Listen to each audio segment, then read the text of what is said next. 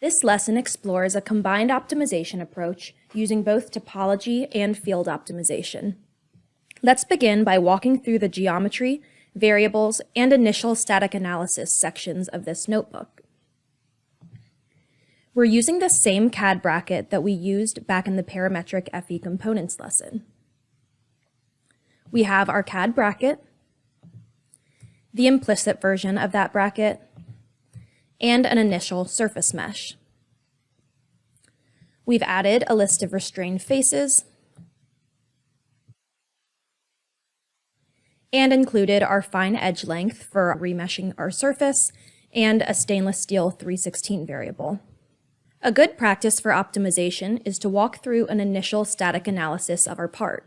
Here, we've created an FE volume mesh using that initial mesh and remeshing it using our fine edge length.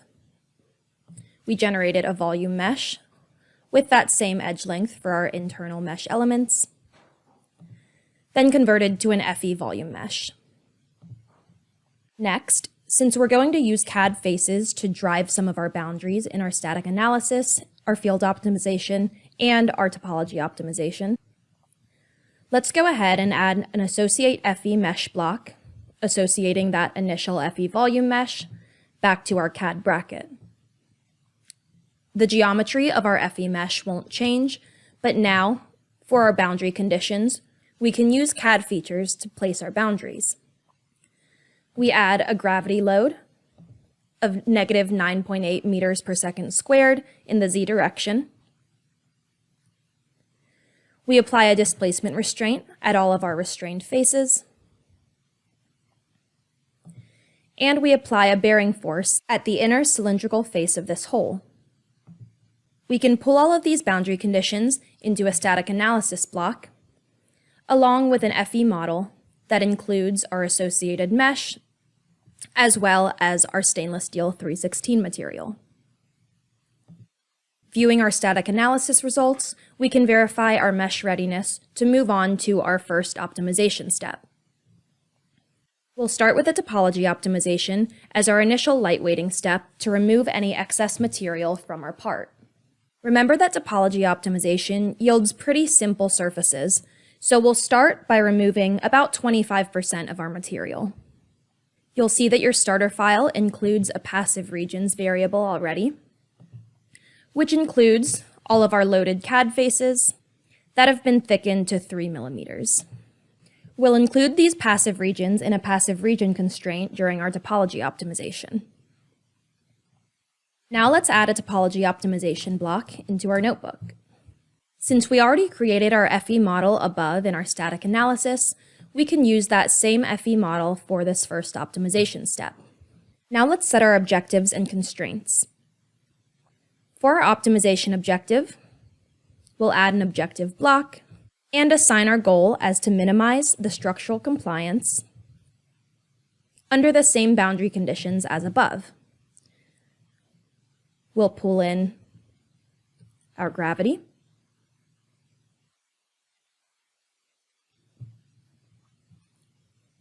displacement,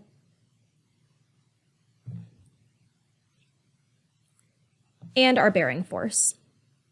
Since we want to start by removing 25% of our material, let's go ahead and add in a volume fraction constraint. We'll set our volume fraction as 0.75, indicating that the result of this topology optimization should be just under 75% of our initial volume. Let's add a second constraint for our passive regions, pulling in our FE region by body block. Our mesh will be that associated mesh. Our entities will be the cells that we want to retain.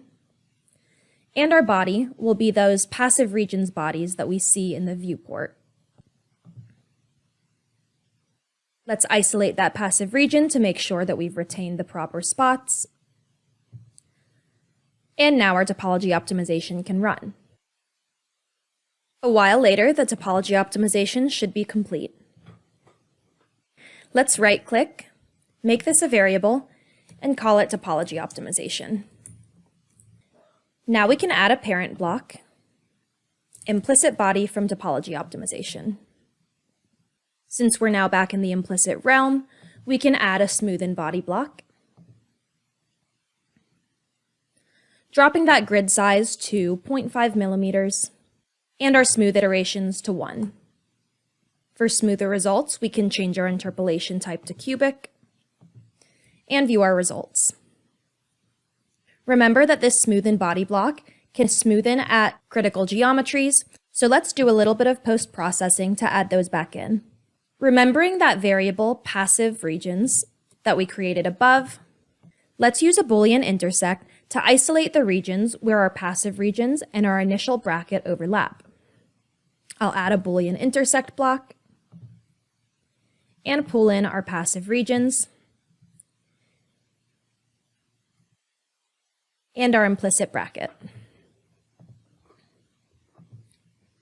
Isolating this block, I see that critical geometry. Now I can just use a Boolean union block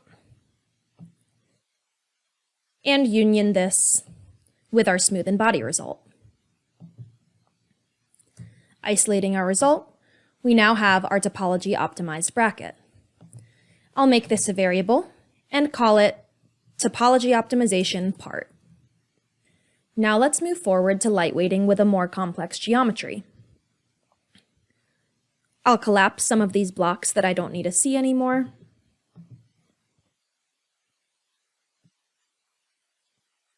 And now we can move forward to creating our parametric FE model for field optimization. Let's start by creating a volume mesh from our topology optimized part. As a shortcut, we can copy and paste our initial FE volume mesh that we used above. I'll expand my block and remove that initial bracket surface mesh from our remesh surface block. I'll replace it with a mesh from implicit body block and pull in our topology optimized part as my implicit body. I'll add a tolerance of 0.25 millimeters and allow my meshing blocks to run.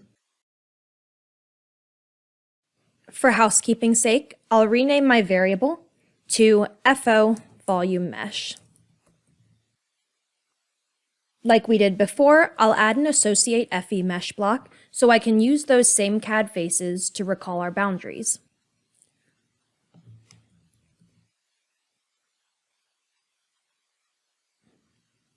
Our CAD body will again be our CAD bracket, and let's add a tolerance of 0.25 millimeters.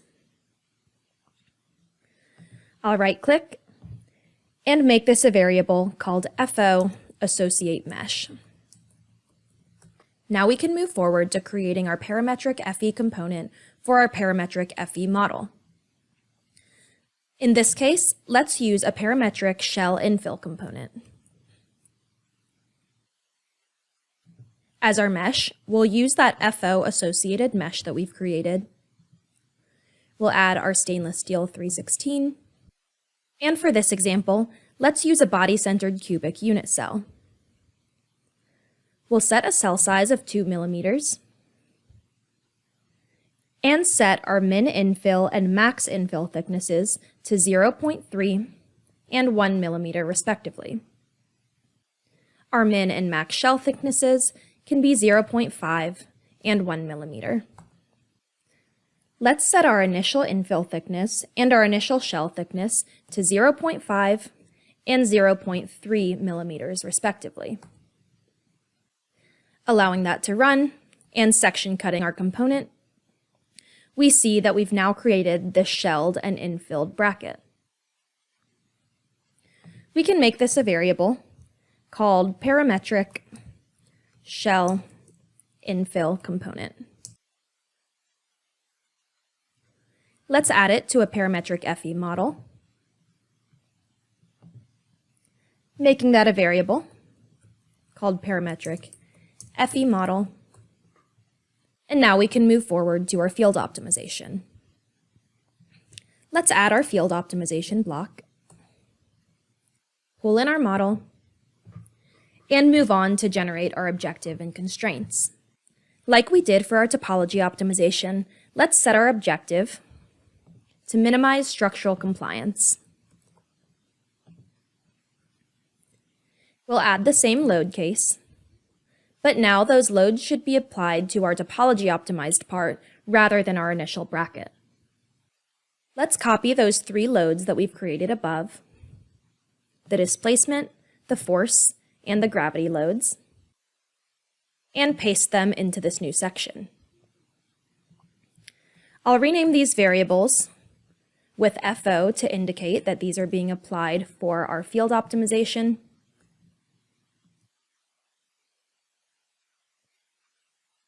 and opening these blocks, I'll replace any of our associated meshes from the topology optimization with our field optimization associated meshes instead.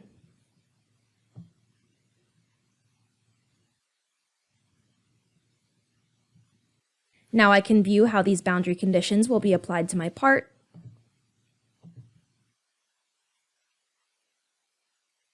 And I'll add them to my structural compliance response.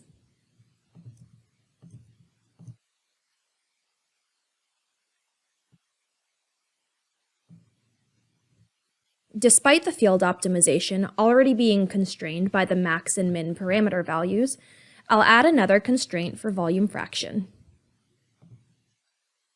In this case, I want to further lightweight my topology optimized part to retain only half of its input volume. I'll hit enter and allow my field optimization to run. A few minutes later, let's view the results by opening up our log panel. And we see that our FO took 52 iterations to converge. We can section cut our field optimization and view the thicknesses of our shell and our inside struts. Currently, we're in implicit view, but we can come over here to view our property fields.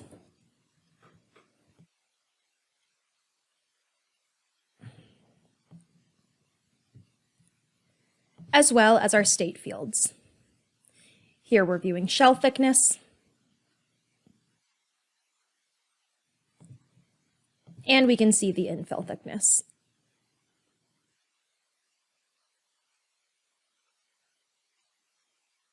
Let's make our field optimization into a variable called FO results, and we can convert to an implicit body, naming this final body optimized part.